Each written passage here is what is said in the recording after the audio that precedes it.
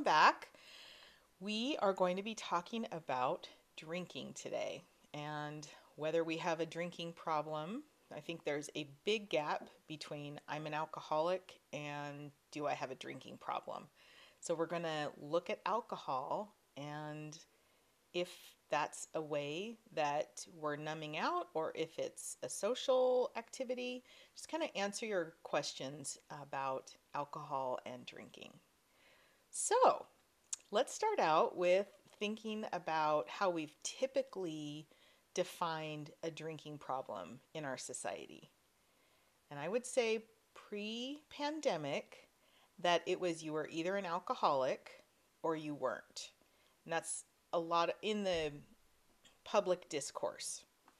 And the pattern that I've noticed in the last 2 years is a lot of people, especially women, wondering if they're over drinking because of the time of loneliness, disconnection, stress, etc. And so we thought this would be a great way to get clear on what are the signs of being an alcoholic, and then what are some of the signs of over drinking and some of the costs of over drinking.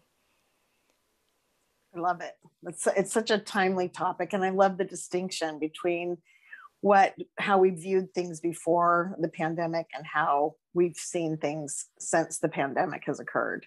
And drinking is a really easy way to relax. I mean, it always has been in our culture.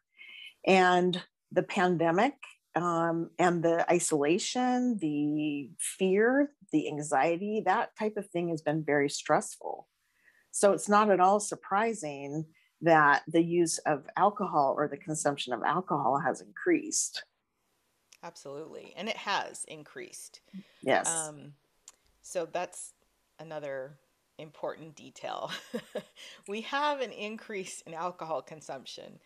And, I think it is telling that globally access to liquor was considered essential. Um, Whereas, Interesting. access to other activities or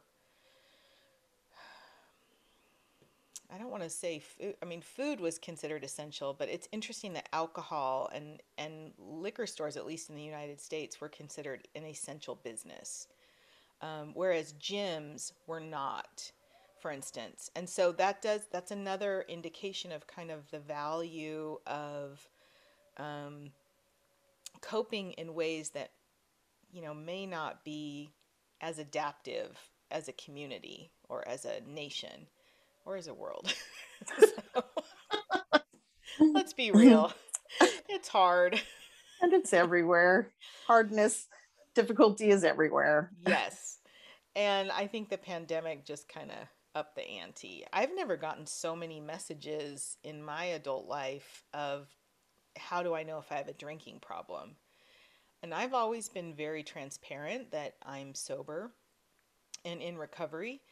And so it was telling to me that more than ever, I've been getting a lot of people asking me if they have a problem. So we thought we'd start out with looking at Alcoholics Anonymous and how they let people determine if they have an alcohol problem, because that will be our one side of the spectrum that these questions are going to let you know if you have a full-blown addiction to alcohol. And then I'd like to talk about what does a drinking problem look like if you're not an alcoholic, and what what do we want to do about it, if anything? We are all about noticing without judgment, but also accuracy. And drinking does cause problems in the brain. I mean, that's undeniable with fMRI scans and looking at the structure and the blood flow of the brain.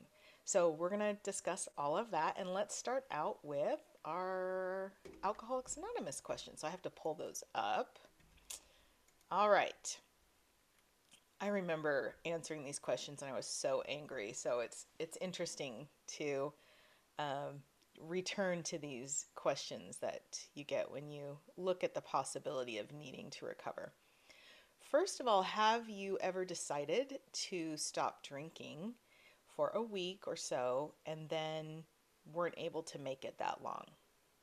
Yes or no? Do you wish people would mind their own business about your drinking and stop telling you what to do about your drinking? Have you ever switched from one kind of drink to another in the hope that it would keep you from getting drunk? Have you had to have a drink upon waking up during the past year? Do you envy people who can drink without getting into trouble? That's a definite yes for me. I still have that envy. Like, oh, it'd be so nice, but that's okay. I'm living my best life now. Question 6. Have you had problems connected with drinking during the past year? And this can be anything from relationships to automobile accidents to even driving while you're intoxicated, even if you didn't get caught. Um, so think about that. Question 7 is, has your drinking caused trouble at home? Do you ever try to get extra drinks at a party because you do not get enough? Do you tell yourself you can stop drinking anytime you want to, even though you keep getting drunk when you don't mean to? Have you missed days of work or school because of drinking? And I would say, to make this more applicable to caretakers and full time caretakers, have you missed days of being able to take care of those that you're in charge of, whether it's your children or your parents or whomever? Do you ever have blackouts? Have you ever felt that your life would be better if you did not drink? So, those are the questions that when you start exploring Alcoholics Anonymous, they ask you to determine whether you have a drinking problem or not. And we got those off AA.org, and there's so many free resources with Alcoholics Anonymous and the 12 steps. I just can't say enough about what a robust and amazing program it is for recovery. And with the pandemic, there have been a lot of online opportunities for meeting and community and sponsorship. So just want to encourage that if you go onto their website and take that quiz and feel like you want to use their resources, they're amazing. So that's one end of the spectrum.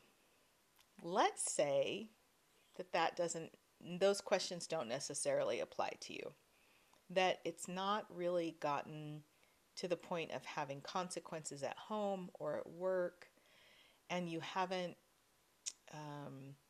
been able to, you've been able to go for long periods of time without drinking. What are some of the characteristics of being a problem drinker, would you say, Leina, as opposed to an alcoholic? Right. We the DSM-5, which is the diagnostic manual that the world uses for mental diagnosing, distinguishes between an addiction and an abuse. And so there are abuse diagnoses, and then there are addiction diagnoses. And the difference is that the addiction is something that is really, we experience as uncontrollable, that we, despite, for me it's ice cream. I've never drank alcohol because I was really afraid of getting addicted. So I have other addictions, but are we using it in a way that's causing us harm ultimately? Do we need to increase the use because we've developed a tolerance? Do we, those are some of the addiction questions. The abuse questions are, am I using this to cope? Am I giving myself permission to drink, to getting drunk during my social situations? Am I relying on alcohol in order to get through a social situation? And so those can be some of the things that we look at in terms of abuse of alcohol or any other substance. So that's how it's done diagnostically in America. Um, and I love that we're distinguishing between, do I have a problem with drinking? Am I an alcoholic? All of those different distinctions are important. What have you found is so jarring for you in terms of trying to figure out some of your behaviors that maybe are more abusive versus addictive? Well, specifically with alcohol, because I have a lot of experience with this, the addictive tendencies were pretty pronounced. You know, daily drinking, secretive drinking, symptoms of physical withdrawal, of very emotional withdrawal for sure, needing more and more. So that was the full blown addiction, which then I was put into rehab and then lived in a halfway house and got a lot of help when I was quite young. Um, so I have had a couple relapses since I was 18. And the, I guess the challenge for someone like me is to understand the addiction is still there, even when you go for 10 years without a drink. So, you know, one of my relapses was just so accidental. I mean, accidental is interesting. I guess I was not aware of the amount of stress I was under to the point that it it seemed like an accident, like it came out of nowhere, but obviously emotionally I was not doing well. But I don't go to bars and I don't hang around a lot of alcohol and I don't put myself in situations where I'm feeling really vulnerable, like I want to have a drink. But my husband brought home a bottle of wine that a colleague had given him for a gift. And we cook with non alcoholic wine quite a bit. And so he said, well, we'll just put it in the cupboard and we'll use it for roasts or, you know, cooking. And he went to bed that night and I laid in bed and I thought, I couldn't sleep. I have quite a bit of insomnia. And I thought, oh, I should go take, you know, an over the counter sleeping medicine. And then immediately my mind said, or just have a glass of wine. There's no difference. I mean, what's the difference? And so it was that justification. And of course, so I sneak downstairs when everyone's asleep and drink the entire bottle, of course, and then realize, you know, I had just blown, you know, 15 years of sobriety. So it was a little devastating to realize that those addictive tendencies are still right there. And so that was my experience. I did go wake up my husband, and I wanted to like tell someone right away because I was so afraid if I kept it a secret, I would keep drinking. And of course, he was amazing and wonderful, and that's the last time I've had a drink, um, which I think that was 10 or 11 years ago. So I've got some more good sobriety under my belt now. Um, but the other process for me is, and unfortunately, I don't have this ability because I am an addict, but what I see with my loved ones and my friends are um, not a full blown addiction, but a sense of over drinking. So much like I'm going to the refrigerator more during the last 2 years to cope. You know, the kids are in bed, I'm exhausted. Um, I finally get alone time at night and I deserve a reward. Or I just want to unwind, right? So I'm going to the refrigerator now, whereas if I was not an alcoholic, I would probably pour myself a glass of wine. And so the questions I've been getting from the people in my circle are, how do you know when it's becoming a problem? And I would say when you start wondering if it's a problem, that is, I believe, our internal voice and our internal sense of knowing just kind of nudging at us. Pay attention to this. Hey, you already had a glass tonight. You've already had 3 glasses this week. What's going on? This is becoming more of your norm. And so pay attention because our inner voice is very, very wise. And I think when we're asking someone else's opinion, I mean, I learned this from years of going to therapy, is often the therapist is reflecting back to me, and what do you think? And how do you feel? And I want someone to just tell me, no, you don't have a problem. No, your anger isn't a problem. Or no, your overeating isn't indicative of your trauma. Right. in Because I already have those nudges. And so I would say if you're already wondering if you have a problem with drinking or an overusing of alcohol problem, because it's definitely different than being a full-blown alcoholic. That could be your first clue that your own consciousness is giving you some self-awareness. Perhaps not though. So let's just say that you're just, maybe you grew up in a home with a lot of alcohol use, and so you're highly attuned to that and sensitive. So maybe you are wondering. I would say if pre-pandemic you only had, a glass of wine on a Friday night or a glass of wine with dinner or whatever it was for you, if that has increased at all during the last 2 years, check in with yourself. What am I avoiding? What feelings are really uncomfortable that I need to process? Why am I upping my alcohol consumption or for me, my food consumption? So we all are coping in different ways. No one is getting out of this unscathed.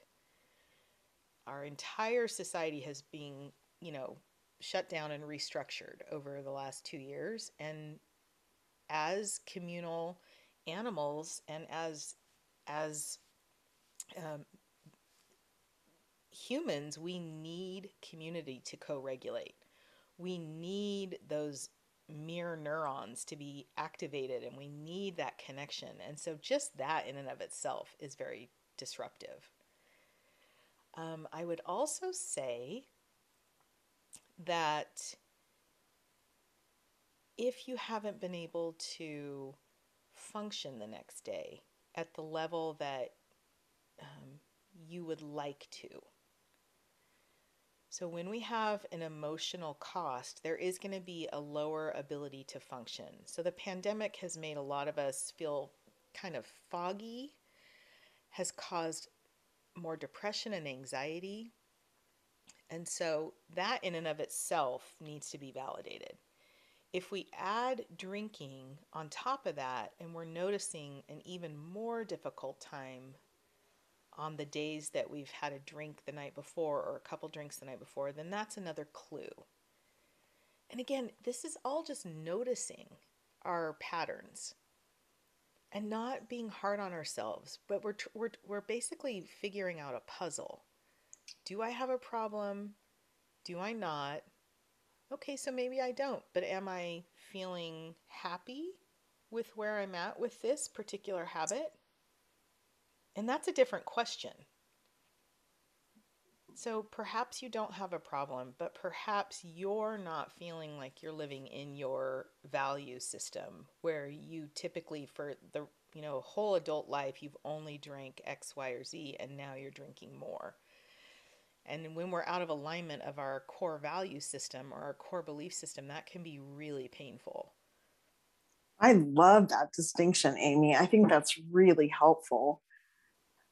The idea that we are engaging in behavior that is outside of what we typically would consider um, representing our values. That's a great way of looking at it. Thank you. So there's no hard and fast rules about whether you're overusing alcohol. It's going to be a lot of trusting yourself. And if you have someone safe that you live with that truly knows you, and by safe, I mean emotionally able to reflect back to you in a way that is helpful, check in with them. That's another uh, possibility, that you can check in with your loved ones. And I think that's what my friends do when they check in with me. How do I know? So maybe they're not asking their partner or their best friend, but they're asking someone they know has gone through this. Excuse me. That is really cool that you are able to be a resource to many people. And I think your transparency with your recovery has been very beneficial for others. We talk a lot about staying out of judgment towards ourselves and others. And the transparency around your journey, I think, helps other people understand that this isn't something that needs to be based in shame, that it's part of a human journey or a human condition. And then your thoughts about, is this behavior outside where you would like to be and outside your value system? I think those are great ways to increase our awareness without any kind of judgment. Thank you. I was also thinking as you were speaking, one of the easier tests that someone could do is just omit alcohol for a set period of time and then check in and see how you feel. Are you more agitated? Which would be completely understandable, by the way. So I expect that you would be more agitated. And are you able to work through that agitation by going on a walk, by doing meditation, by doing tapping, body scans?